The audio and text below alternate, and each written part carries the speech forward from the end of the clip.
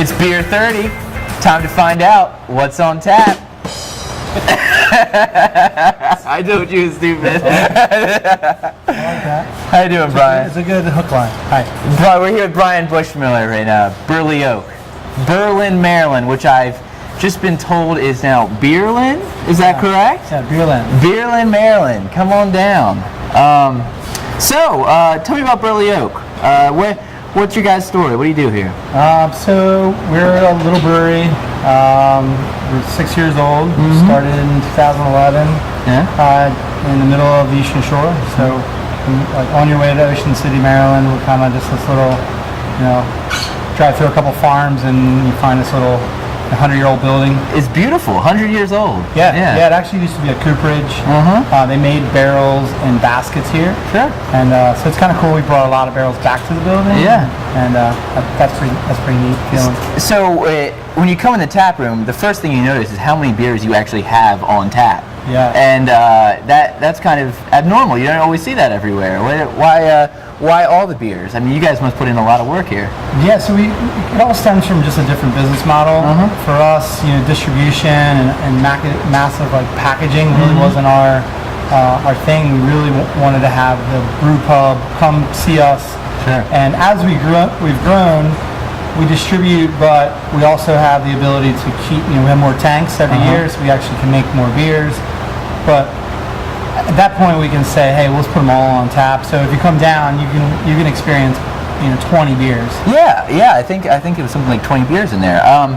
You're not afraid to kind of step out of the mainstream in the types of beer you have. You have a wide variety. It's not just your common IPA. You have sour beers, milk stouts, right? Oh yeah. We go anything right from a sour beer to a super hazy IPA.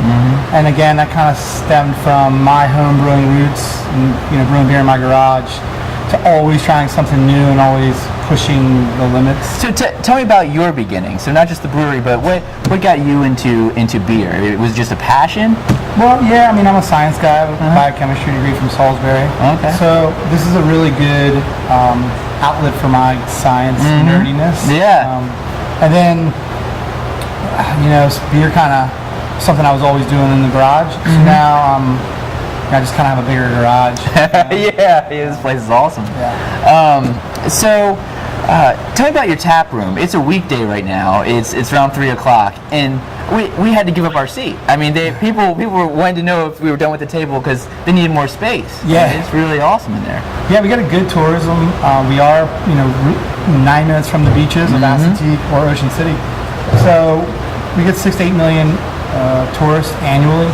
Wow. So we, as the craft beer industry grows, people's looking for places to do things and finding breweries have grown. So between that and the town of Berlin growing, it's I was wondering, is the tap room a local hotspot or a tourist trap? A little bit of both. It depends when you come. Like in the wintertime, it's mostly locals and locals that are all that are not working in this, where it's full on, and then, so Monday nights will be all locals. Yeah. Wintertime will be all locals, but then as summertime rolls around, we transition into more of tourism. To July, August is full on people visiting the beach, and then stopping by on a rain day. Awesome. Or somewhere in their schedule where they're saying let's go see a couple different breweries around the area. Yeah. Well, the Eastern Shore in general is more breweries every year popping up. This seems to be a nice little hotbed. Yeah. Definitely good water, good tourism. We like, those two are a good equation. Sure. So, we're here from the Comptroller's office. What can the state of Maryland do to help brewers, to help you? What is you don't ask for much. So when it breaks down, what do you guys need? So I think small brewers is the same as small business in general. You're really looking for a town or a government system to say, and this is just really from Berlin. So I mean, Berlin is a great case study for this. There's a lot of towns I went to and tried to start a brewery and had ideas, and they, I went to talk to the people in in charge was always, this is what you need to do. Sure. So Berlin was quickly like, what can we do for you? So they really had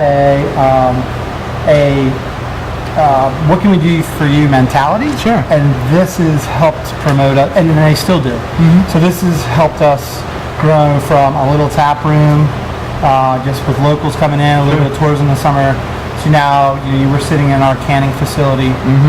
Currently that we've expanded to, we have a summer expansion of stage. Yeah. We just opened a coffee shop downtown. Oh, did you? Okay, so it's not just beer. You run the gambit. Yeah, we do cold brew coffee. We do a lot of different beverages. We do sodas. So this is all because of our bureaucracy down here is more of a, what can we do for you to help you keep going? Sure. It's not just breweries, it's small businesses in general. And I feel like if these government officials are empowered by the people that sit above them, whether it's the highest administrator or the mayor or the governor, that by empowering you, the people that work for you, to make decisions quickly, to go out of the way to help small businesses. I mean, you have people that are putting everything on the line. Yeah. They've taken a second mortgage on their house. Yeah. They're working 100 hours a week. At least the bureaucracy of the state governments can help them and make it a little bit easier for them, because they got everything in. I'm interested in that moment of going from a passion to a business. So you're saying that moment's crucial, and every brewer we've talked to has had a little bit of a different experience. Sure. So what was your experience making that leap, turning it into a business, finding Berlin, and saying this is what I'm going to do? So my experience is a little bit different from others. I actually had someone making the decision for me when I got fired. Oh yeah. So, I was in the midst of the recession in 2008. Lost my job. The whole company went out of business. And basically lost my job the Friday before Christmas. Oh yeah. So we were, just gave me more time to homebrew beer in my garage, and then basically made a job for myself. And now, subsequently, 22 other people. So for me, that was kind of almost done out of necessity, where I had to create something for myself. Yeah. And then that passion gets you through all the late nights and the hard work, and that gets you out of bed. So the passion's there. Jumping through the hoops and doing the work is easy.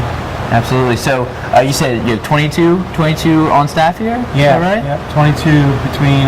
We have 8 on the production floor. 4 up. Whether it's four in the office, a graphic designer, managers, bookkeepers, and then our front staff. Yeah. And delivery drivers. And you named a beer after one of your friend's staff, right? The Pilsner. Bill's actually Bill's out there today. So Bill is one of our longest employees. Been around. He's our head bartender, and he even does deliveries once a week. Duties at the side. All the other bars. So he asked me for years to make a Pilsner. Yeah. And we did a couple years ago, and but I told him I was going to name it after him if I did it. So it's the Pilsner. That's awesome. It's pretty.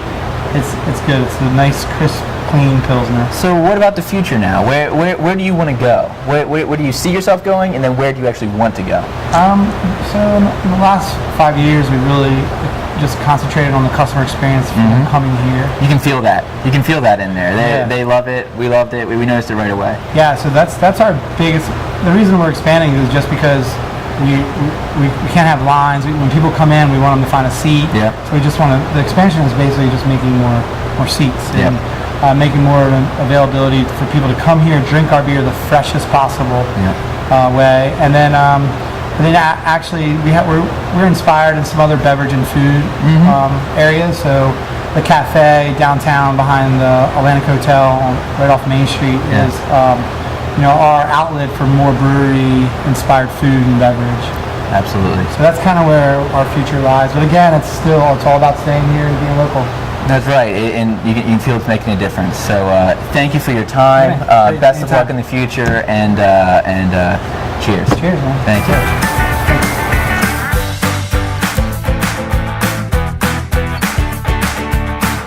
We're here with Berlin Mayor G. Williams. Thank you for joining us here. We're here at Burley Oak. My pleasure. One of the jewels of Berlin.